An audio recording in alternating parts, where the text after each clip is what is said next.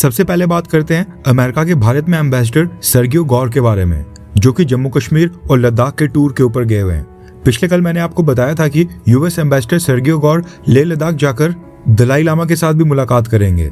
काफी सारे news channels ने रिपोर्ट किया था, लेकिन आज न्यूज आ रही है कि दलाई लामा के साथ सर्गियो गौर की कोई भी मीटिंग शेड्यूल नहीं है। अमेरिका के सोर्सेज का कहना है कि हमने खुद कभी भी अनाउंस नहीं किया था कि सर्गियो गौर दलाई लामा के साथ मुलाकात करने ले जा रहे हैं। सर्गियो गौर और दलाई लामा की मीटिंग के बारे में चर्चा इसलिए हो रही थी क्योंकि सर्गियो गौर कश्मीर से डायरेक्ट लेह गए थे और at the same time Dalai Lama भी लेह में मौजूद थे। दलाई लामा का लेह में भी एक ऑफिशियल रेजिडेंस है।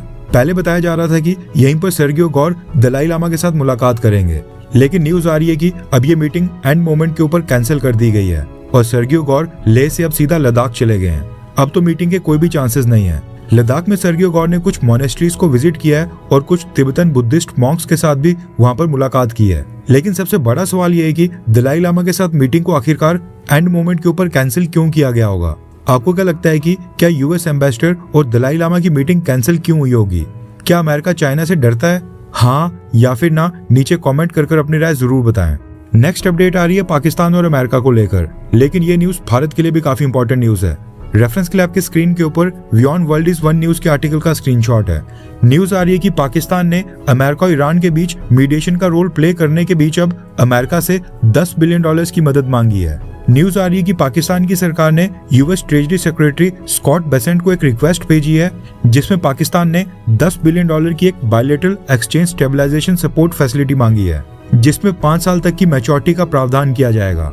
अगर ये रिक्वेस्ट अप्रूव होती है तो अमेरिका पाकिस्तान के सेंट्रल बैंक के अकाउंट में अगले 5 साल के लिए $10 बिलियन डिपॉजिट कर देगा, जिसमें से पाकिस्तान जरूरत पड़ने के ऊपर यूएस डॉलर निकालकर इस्तेमाल करेगा। अब ये फ्री का पैसा तो नहीं है, ये एक तरह से लोन ही है। जितने डॉलर्स पाकिस्तान की सरकार इस्तेमाल करेगी उतने अगले 5 साल कंप्लीट होने से पहले लौटाने भी होंगे। इससे फायदा ये होगा कि पाकिस्तान की सरकार के पास एक $10 बिलियन का बफर होगा। अचानक से पाकिस्तान का फाइनेंशियल सिस्टम कोलैप्स नहीं करेगा। इससे आईएमएफ, वर्ल्ड बैंक और रेटिंग एजेंसीज को लगेगा कि पाकिस्तान एक अच्छा फॉरेन रिजर्व्स का अमाउंट मेंटेन कर रहा है, जिससे पाकिस्तान की क्रेडिट रेटिंग सुधरेगी और पाकिस्तान का रुपया स्टेबल रहेगा। पॉसिबिलिटी जताई जा रही है कि डोनाल्ड ट्रंप और उनके एडवाइजर्स ये $10 बिलियन पाकिस्तान के लिए अप्रूव करने के लिए फेवर में है और ये किसी भी समय पाकिस्तान के लिए अप्रूव किया जा सकता है। भारत के लिए इस समय सबसे बड़ा मसला ये है कि डोनाल्ड ट्रंप एडमिनिस्ट्रेशन पाकिस्तान को हर लेवल के ऊपर सपोर्ट कर रहा है, क्या डिप्लोमेटिक, क्या सैन्य तौर पर, और अब ये $10 बिलियन का पैकेज ये साबित करता है कि डोनाल्ड ट्रंप एडमिनिस्ट्रेशन के साथ भारत की सरकार डील करने में लगातार फेल साबित हो रही है और पाकिस्तान सारे का सारा फायदा उठा रहा है। नेक्स्ट अपडेट आ रही है भारत और बांग्लादेश को लेकर। दरअसल बांग्लादेश ने भारत को मक्का म्यूचुअल डिफेंस एग्रीमेंट ज्वाइन करने की धमकी दे दी है। रेफरेंस के लिए आपकी स्क्रीन के ऊपर आर्टिकल का स्क्रीनशॉट है। बांग्लादेश के प्राइम मिनिस्टर तारिक रहमान के foreign policy adviser Humayun Kabir ने एक स्टेटमेंट दी है, जिसमें उन्होंने कहा कि सऊदी अरेबिया, पाकिस्तान और टर्की के बीच मक्का डिफेंस फ्रेमवर्क को ज्वाइन करने के लिए बांग्लादेश पॉजिटिव अप्रोच रखता है। हम ओपन है। अगर इस म्यूचुअल डिफेंस एग्रीमेंट को ज्वाइन करने में बांग्लादेश को अपने नेशनल इंटरेस्ट में फायदा दिखता है, बांग्लादेश को लगा कि इससे देश हित का फायदा होगा, तो भविष्य में इस अलायंस को ज्वाइन करने के ऊपर हम विचार कर सकते हैं। ये कहना है बांग्लादेश का।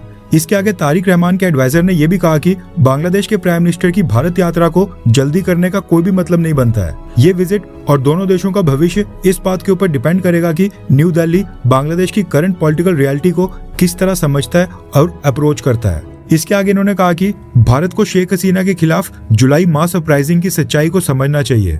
उस आंदोलन में 1500 से भी ज्यादा लोगों की जान गई थी, लेकिन फिर भी शेख हसीना को इंडियन टेरिटरी से पॉलिटिकल और मीडिया एक्टिविटीज करने की स्पेस दी जा रही है, जिससे बांग्लादेश के लाखों करोड़ों लोगों में गुस्सा है। इसको फ्रीडम ऑफ एक्सप्रेशन के पीछे नहीं छुपाया जा सकता है। हसीना इशू सॉल्व किए बिना बायलैटरल रिलेशंस को नॉर्मलाइज करना डिफिकल्ट रहेगा। इसके अलावा भी तारिक रहमान के एडवाइजर ने काफी सवाल खड़े किए, लेकिन उनकी स्टेटमेंट का सबसे हाईलाइटिंग पॉइंट यही था कि उन्होंने मक्का म्यूचुअल डिफेंस एग्रीमेंट साइन करने की इंडिकेशन दे दी है, जिसमें पाकिस्तान, सऊदी अरेबिया और टर्की एक साथ है। अब ये पहली बार है जब बांग्लादेश में किसी सरकारी ऑफिशियल ने खुद ही मक्का म्यूचुअल डिफेंस एग्रीमेंट को ज्वाइन करने पर बयान दिया हो। इससे पहले एक न्यूज आई थी कि बांग्लादेश भी इस डिफेंस एग्रीमेंट को ज्वाइन कर सकता है, लेकिन वो टर्की का एक न्यूज़पेपर था, उन्होंने रिपोर्ट किया था और इसके पीछे कोई कंक्रीट एविडेंस नहीं दिया गया था, इसलिए हमने उस बार इसको कवर नहीं किया था। मगर अब टर्की के न्यूज चैनल की बात सच साबित हो रही है और फाइनली बांग्लादेश के प्राइम मिनिस्टर तारिक रहमान के एडवाइजर ने खुद ही मक्का म्यूचुअल डिफेंस एग्रीमेंट को ज्वाइन करने की बात बोल दी है। वैसे आपको क्या लगता है कि क्या पाकिस्तान और बांग्लादेश की म्यूचुअल डिफेंस एग्रीमेंट साइन करने से भारत के ऊपर फर्क पड़ेगा? हाँ या फिर ना, कोई फर्क नहीं पड़ने वाला है? नीचे कमेंट कर अपनी राय जरूर बताएं। नेक्स्ट अपडेट आ रही है सोमालिया से, और ये न्यूज ऐसी है जिसकी वजह से भारत और टर्की दोनों चिंतित है। रेफरेंस के लिए आपकी स्क्रीन के ऊपर आर्टिकल का स्क्रीनशॉट है। न्यूज निकल कर आ रही है कि सोमाली पायरेट्स ने MV लुतूफ नाम के एक कार्गो शिप को हाईजैक कर लिया है, जिसके ऊपर टोटल 10 क्रू मेंबर्स थे। अब इन 10 में से 6 तो सीधा सीधा इंडियन क्रू मेंबर्स हैं, यानी कि 6 भारत के नागरिक हैं। उसके बाद एक टर्किश नेशनल है, एक जॉर्जिया का है और 2 सिक्योरिटी गार्ड सर्बिया से हैं। न्यूज के अकॉर्डिंग इस शिप के ऊपर टर्किश वेपन लोडेड थे। टर्किश वेपन के साथ साथ इसके ऊपर कम्युनिकेशन और सैटेलाइट इक्विपमेंट भी लोडेड था, और ये सारे वेपन्स और defence equipment Somalia military training facility को डिलीवर किए जाने थे। लेकिन सोमालिया की कोस्ट के पास आते ही इस शिप को सोमालिया के पायरेट्स ने हाईजैक कर लिया है और इसको अपने साथ दूसरी लोकेशन के ऊपर ले जा रहे हैं।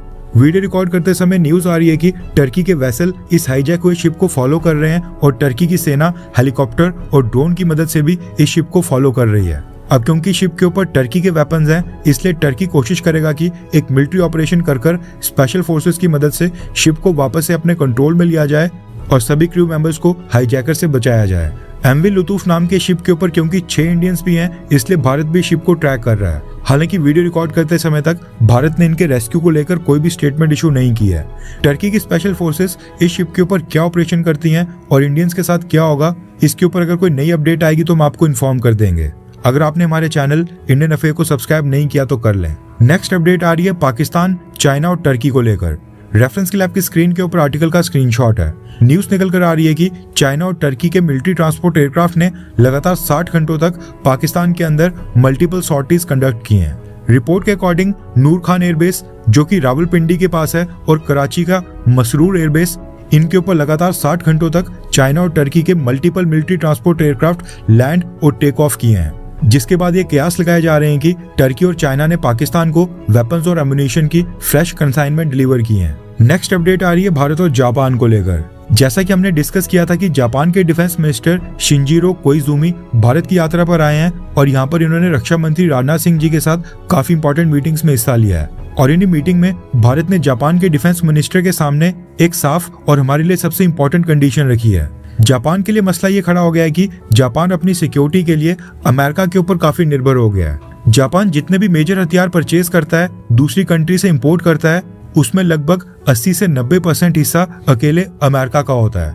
ऊपर से अमेरिका के 50 से 55 हजार ट्रूप्स आज की डेट में जापान के अंदर डिप्लॉयड हैं।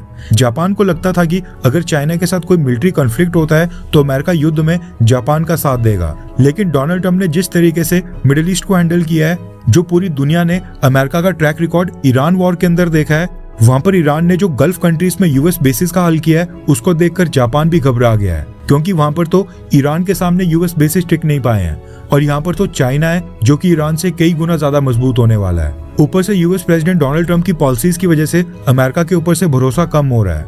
जो देश डोनाल्ड ट्रंप की बात नहीं मानता है, डोनाल्ड ट्रंप वहीं से अपनी सेना को वापस बुला लेते हैं, मिलिट्री एक्सरसाइजेस बंद कर देते हैं, वेपन्स की सेल भी रोक देते हैं। फिर चाहे सामने वाला देश उनका कितना करीबी दोस्त हो या फिर नाटो लाई क्यों ना हो।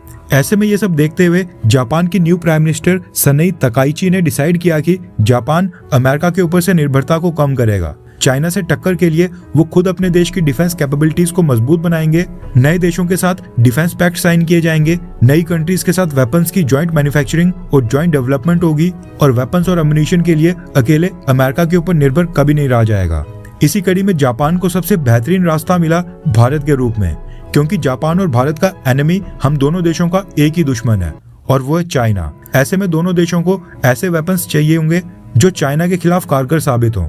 ऊपर से भारत में कई सारी डिफेंस कंपनीज वेस्टर्न कंट्रीज की डिफेंस कंपनीज के साथ ज्वाइंट वेंचर स्थापित कर अब भारत के अंदर मेड इन इंडिया के तहत मैन्युफैक्चरिंग कर रही हैं।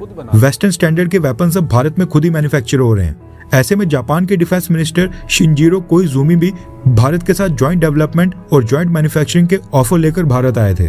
लेकिन न्यूज निकल कर आ रही है कि भारत ने जापान के डिफेंस मिनिस्टर को यह मैसेज दिया है कि अगर इंडो पैसिफिक रीजन में जापान को भारत का सपोर्ट चाहिए और जापान अगर भारत के साथ डिफेंस टाइज को नेक्स्ट लेवल के ऊपर ले जाकर ज्वाइंट मैन्युफैक्चरिंग और ज्वाइंट डेवलपमेंट के ऊपर ध्यान देना चाहता है, तो भारत की एक सबसे बेसिक और इम्पोर्टेंट कंडीशन है जो जापान को माननी पड़ेगी। ये शर्त अगर जापान मानेगा तभी भारत जापान के साथ डिफेंस टाइज को नेक्स्ट लेवल के ऊपर ले जाएगा। और ये शर्त है पाकिस्तान को कोई भी एडवांस डिफेंस वेपन्स और टेक्नोलॉजी ट्रांसफर ना की जाए। भारत ने जापान को पाकिस्तान का ट्रैक रिकॉर्ड याद दिलाया है कि पाकिस्तान ने पहले भी यूरेनियम एनरिचमेंट की टेक्नोलॉजी नॉर्थ कोरिया को ट्रांसफर की थी। इसलिए भारत की बस यही मांग है कि जापान अपनी एडवांस डिफेंस टेक्नोलॉजी पाकिस्तान के साथ साझा ना करे। ये भारत की कंडीशन है। अब यहाँ पर एक इंटरेस्टिंग फैक्ट ये है कि इससे पहले सेम रिक्वेस्ट भारत ने रशिया को की थी, उसके बाद फ्रांस, उसके बाद अमेरिका, फिर जर्मनी, फिर स्वीडन, फिर इटली और ब्रिटेन, और अब जापान को सामने रख दी है। यानी जिस भी कंट्री के साथ भारत के डिफेंस टाइज मजबूत होते हैं, भारत सबसे पहले उनके सामने ये कंडीशन रखता है कि आप सबसे पहले तो पाकिस्तान को हथियार बेचना बंद कर दो। उसके बाद ही भारत उस देश के साथ अपने डिफेंस टाइज को नेक्स्ट लेवल के ऊपर ले जाता है। और सेम कंडीशन अब जापान के साथ भी रखी जा रही है। अब इसमें से कुछ देश भारत की रिक्वेस्ट को मान लेते हैं और कुछ देश नहीं मानते हैं। अब जो देश नहीं मानते हैं, भारत की सरकार उनके साथ उसी के अकॉर्डिंग ट्रीटमेंट करती है फिर।